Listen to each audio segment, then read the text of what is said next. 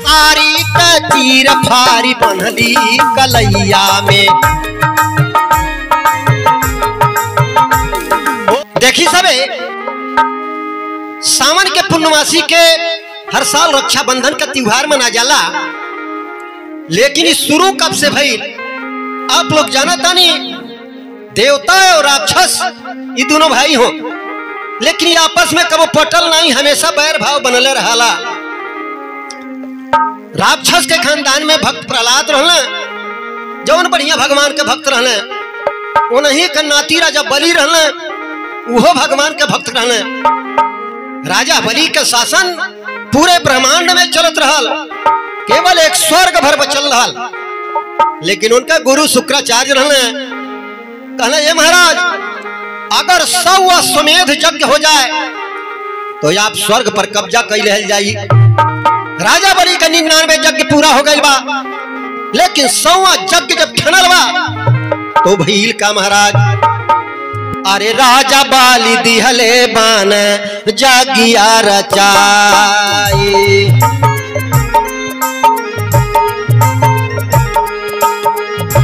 जागिया रचाई हो, जागिया रचाई, राजा बाली दिहले बान जागिया रचाई।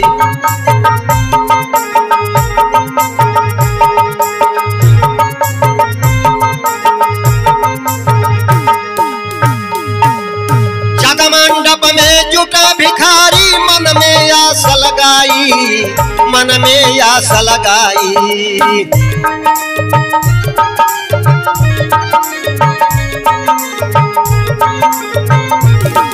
और थकन दान करत में राजा, आहा थकन दान करत में राजा। चारों ओर होखे लागल उनका बड़ाई, राजा बाली दिहले बान जागिया रचाई।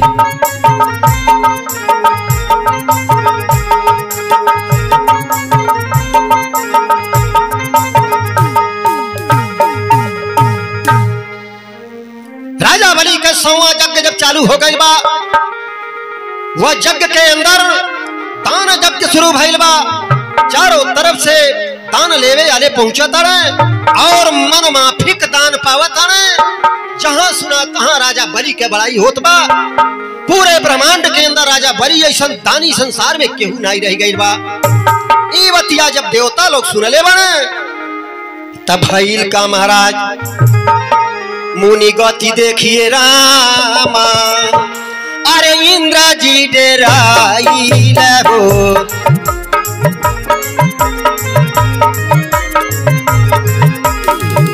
इंद्र जी डेराइला ये रामा, इंद्र जी डेराई हो।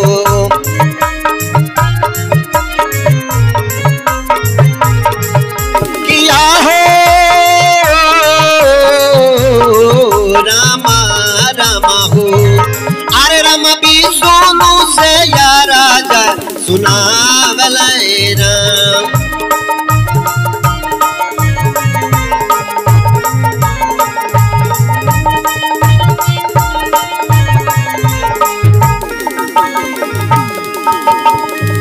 आबा होई जय है रामा यासुरन के राजा हो, राजा यासुरन के राजावा हो।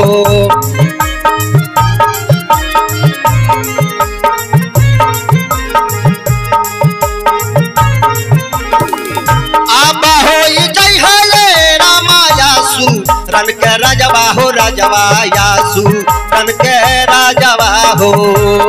अरे राम देवता सगरो होई बेहाल नैना।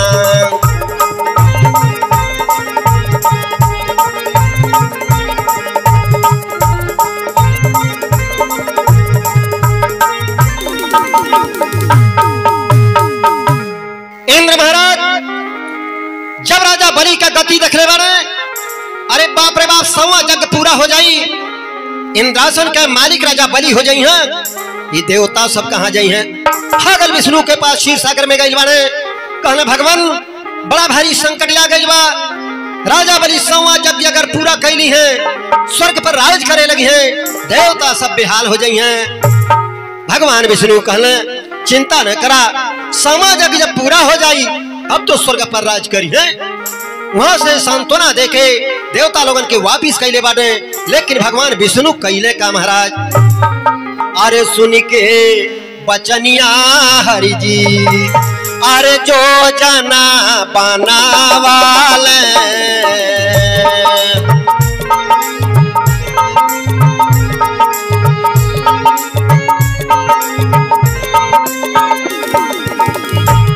सुनी के बचनिया हरि जी, जो जना बनावाले, आपन रूपवा बाभन, आपन रूपवा बाभन, पवना बनावाले।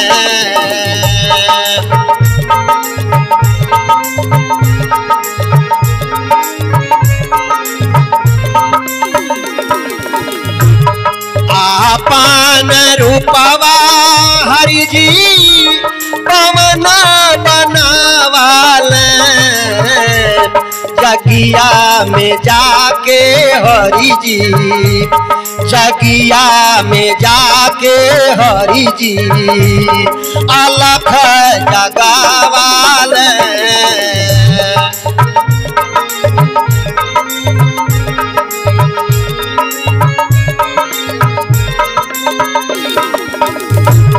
जगिया में जाके हरि जी, अलख जगावाले, देखी के सूरतिया राजा के, देखी के सूरतिया राजा, मन हरसाइले।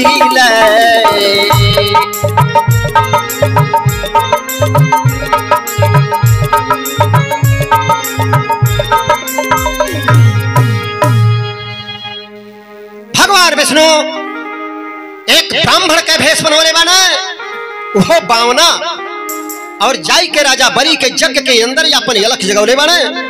राजा बलि के जब नजर पड़ल बा, वह बावना भगवान के रूपवा देखते भर में राजा का दिला मोह उठल। जब मोह उठल तो कहले का महाराज, अरे राजा कहे आई गईला हमारे दुआर हो, हमारे दुआर हो, हमारे दुआर हो, राजा कहे आई गईला हमारे दुआर हो।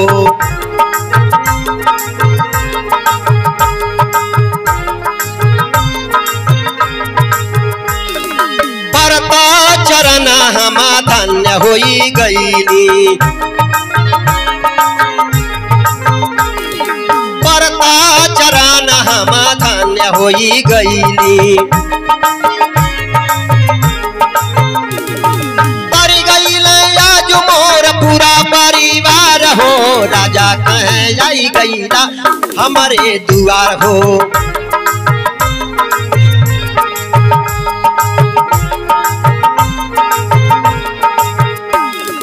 जवन मन में हो हमसे मांगिले मंगनामा,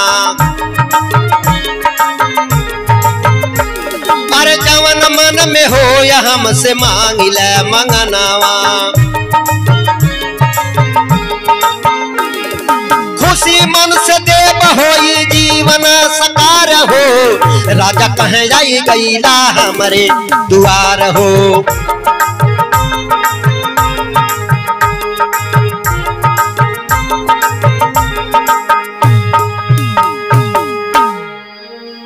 राजा बलि वह बावना ब्राह्मण के जब देखले बना और देखते भर में मना मोहि गई, कहले महाराज हमारे दरवाजे पर ही आपका चरण आ गई, धन्य हो गई, मुंह खोल के मांग लहल जा, जमन मांग लहल जाई हम खुशी मन से दे दे। वो बावना ब्राह्मण कहले, हे महाराज बलि, ब्राह्मण के चाहे का, ब्राह्मण का धन तक केवल भिक्षा है, भिक्षा मांग के अपन जीवन बसर हम करीला, लेकिन इतना हमें चिंता बा कि हमारे पास एगो छोट का कुटी नहीं बा, हमके केवल 3 परग जमीन दे दहल जा, वो हमारे परग से, ताकि हमें रहे खातिर अपन कुटी बना ले।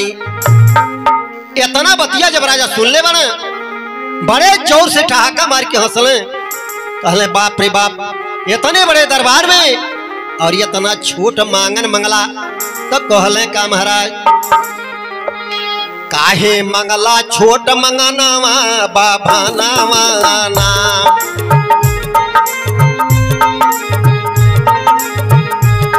बाबा नावाना, बाबा नावाना, बाबा नावाना, बाबा नावाना, काहे मंगला छोट मंगनावा बाबा नावाना।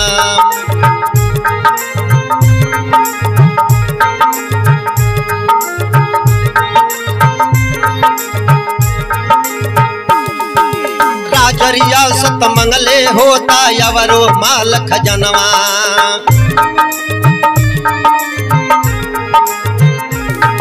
अरे राजरिया सत मंगले होता यवरो माल खजनवा, धन दौलत से भर देती हम तुहरो घर यंगनवा, बैठल खैता पूरा जीवनवा बाबा नावाना।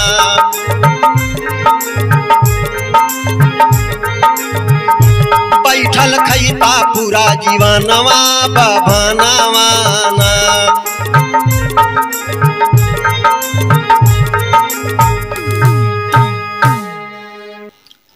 राजा बलि भगवान विष्णु से कहता न कि हे ब्राह्मण देवता, इतने बड़े दरबार में आके इतना छोट मांगन मंगला, धन दौलत मंगले होता, राज रियासत मंगले होता, अरे पता नहीं कितना हम दहले होती।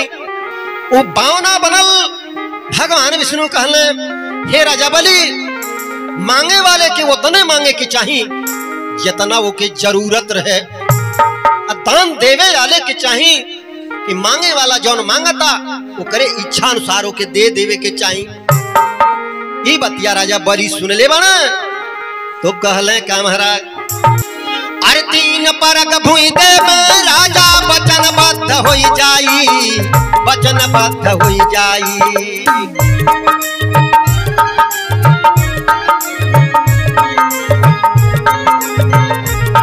अरे अपन रूप बढ़वले हरि जी,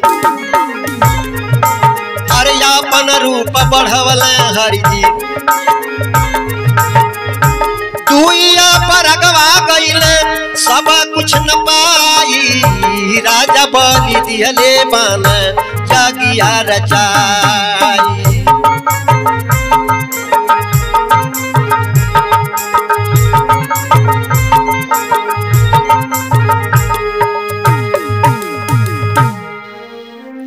आखिरकार राजा बलि 3 परग जमीन देवे खातिर तय हो गई ने, वचनबद्ध हो गई बने, हाथे में जल के संकल्प कई दले बने।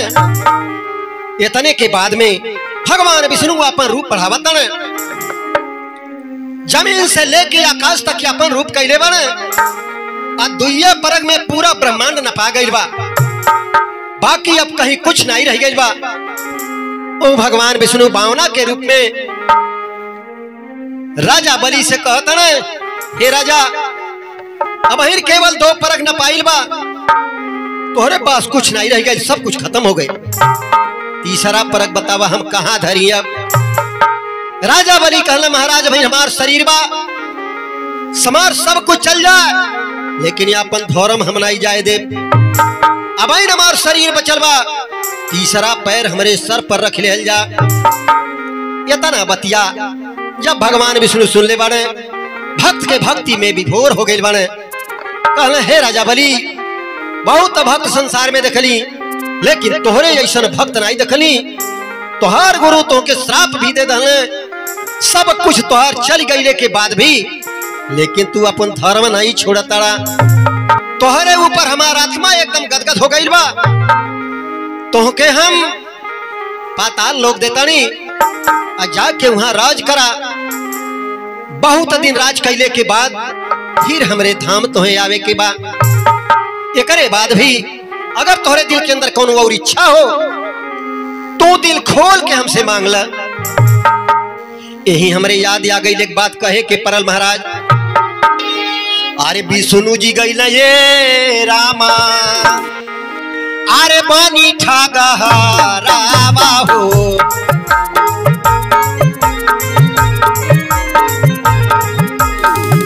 पानी ठागा हरवा ये रामा पानी ठागा हरवा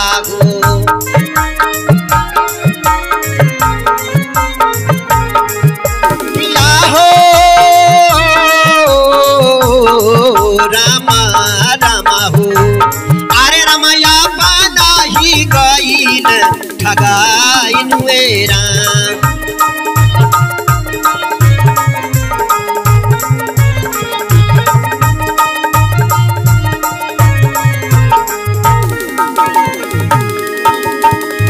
प्रेमवा का डोरी रामा राजा जी तफे कल हो राजा जी बाढ़ा वाले हो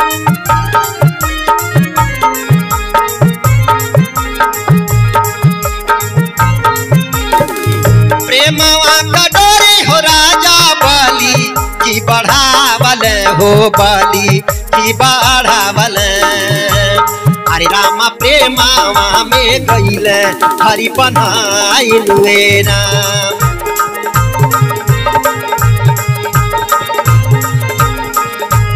हरे राम प्रभु जीता गईल बनाइन मेरा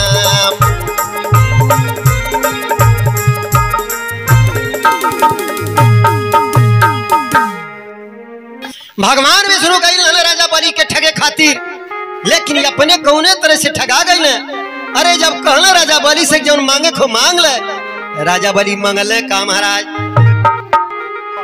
कबहू छोड़ा ना सांघरिया हमार हरि जी अरे हमार हरि जी हमार हरि जी हमार हरि जी हमार हरि जी कबहू छोड़ा ना सांघरिया हमार हरि जी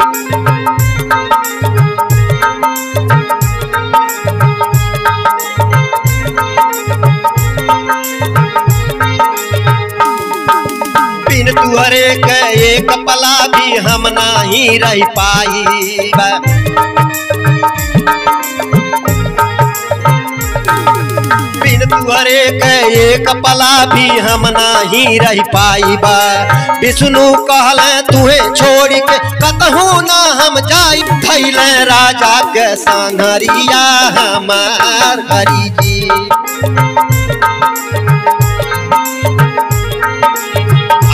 थैले राजा के सांघरिया हमार हरि जी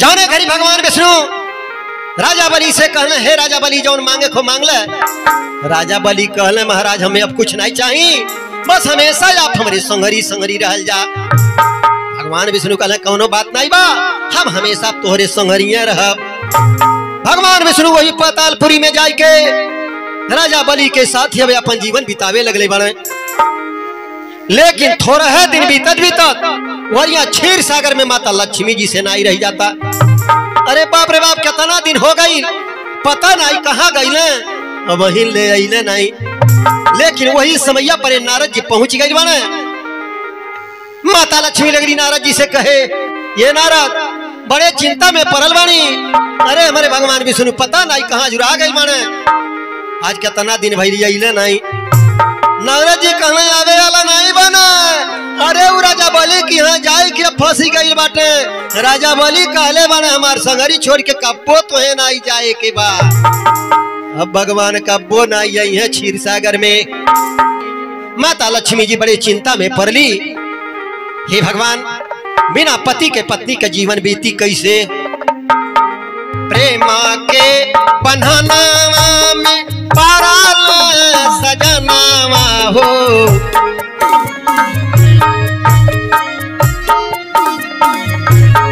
प्रेमा के बंधना में पाराल सजनावा हो लक्ष्मी के परना चयनावा हो रा रामा।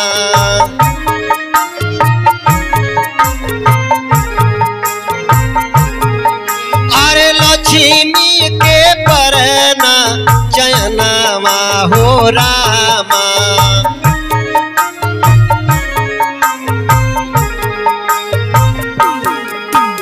लक्ष्मी जी से रही नहीं गई बा। लक्ष्मी जी कैली का महाराज नारी बानी गैली राजा बलि के दुआरिया हो।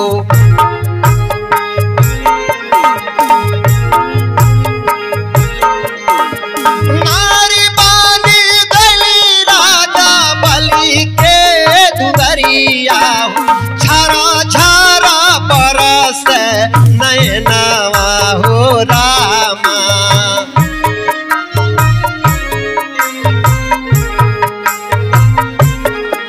अरे झरा झरा बरस नैनवा हो रामा।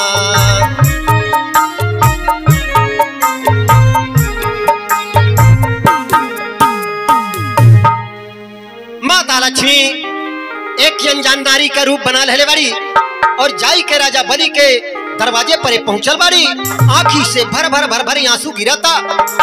तौर पल देखने जाके राजा के जनौले बने और राजा अपने सामने जब बुलौले बने नारी के देखत अटे आंखी से भर भर आंसू गिरता। आंसू देख के राजा बलि के करेजा दहल गईल और तुरंत कहले का महाराज कवने कारण दिहलू आंसुआ गिराई। आंसुआ गिराई हो आंसुआ गिराई। कवने कारण दिहलू आंसुआ गिराई।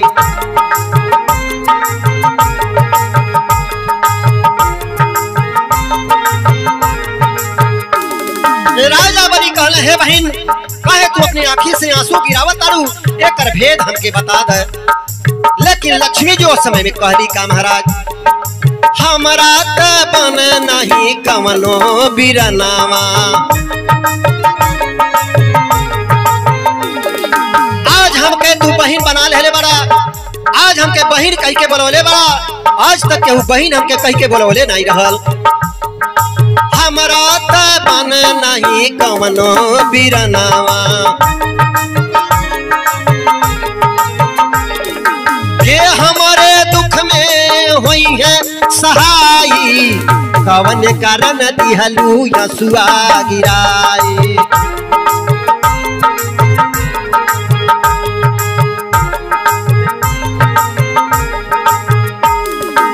राजा बलि बड़ा दयावान रहले। नारी के आंखी में जब आंसू देखा था ना उनके बड़ा दया लागल और राजा बलि वह नारी से कहले का महाराज तू हके बनवली धर्म के बहिनिया। अरे तू हके बनवली धर्म के बहिनिया। तुहरे मुसीबत में होई बे सहाई। कवन कारण दिहलू आंसुआ गिराई।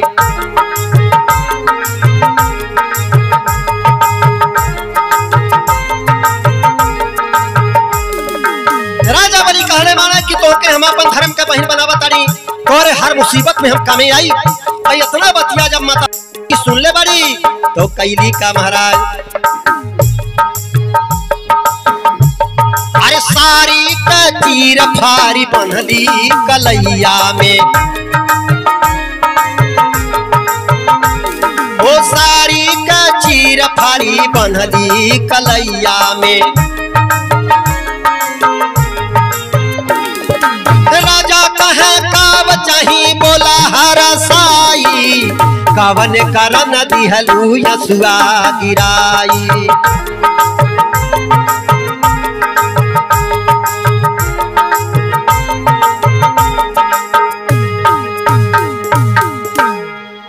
जाने समय में राजा बलि वह नारी से बोलल बने कि तोके हम धर्म के बहन बना लेली तोरे हर मुसीबत में कामे आई। और इतना बतिया सुनते भर में माता लक्ष्मी अपने सड़िया से दो सूत निकाल के और राजा बलि के हथवा में बांध ली। कहली हे भैया ये एगो रक्षा के बंधन है तोरे कलाई में हम बाना तानी और तो के हमें जीवन भर रक्षा करे के बा। राजा बलि कहले हे बहन आज हमारा आत्मा गदगद बा जौन मांगन मांगे खो तौन हमसे तू मांग ला। लेकिन उतनी समय माता लक्ष्मी जौन अनजान नारी के रूप में रहली लेकिन वो मंगली का महाराज अरे हमरा के आरे दई दाए भाईया हमारा हो सा जाना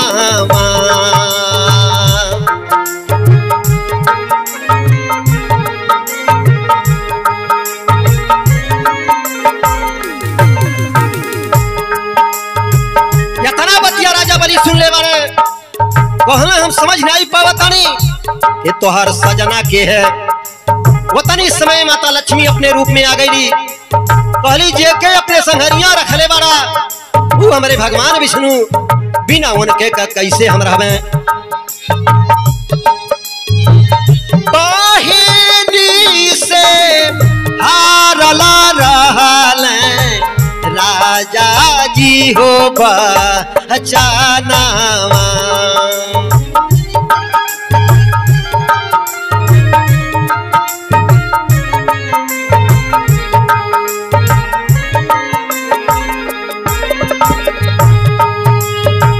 लिहली छोड़ाई रामा लिहली छोड़ाई रामा लक्ष्मी हो साजना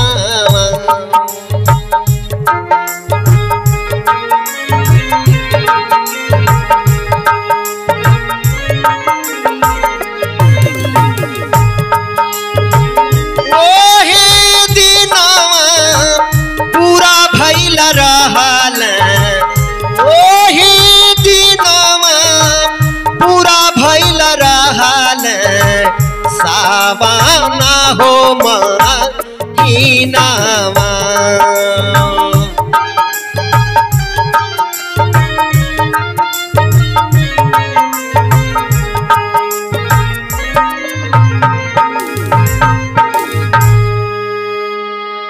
माता लक्ष्मी यह तरह से राजा बलि के अपन भाई बना के भाई के हाथे में रक्षा बंधन के सूत बांध के और उन्हें मजबूर करके अपने भगवान विष्णु के उनके यहाँ से छुड़ा के फिर अपने क्षीर सागर में ले गई।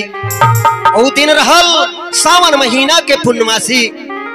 अगले साल फिर राजा बलि वही सावन के पूर्णमासी के दिन अपने बहन के द्वारा अपने हाथे में रक्षा बंधन के रूप में रक्षा सूत्र अपने कलाई में बंधोले बने और तब से हर साल लोग यह पर्व के मनावे लागल बा और बहिनी अपने भाई के कलाई में रक्षा बंधन के सूत बांध के और रक्षा का एक वचन ले ली। अरे परंपरा रक्षा बंधन का तब से ही चली आई तब से ही चली आई।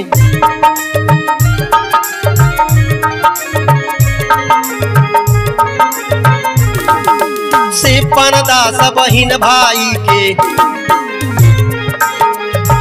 रक्षा के खातिर बंधन देहली लगाई राजा बलि दिहले बाना क्या किया रचाई।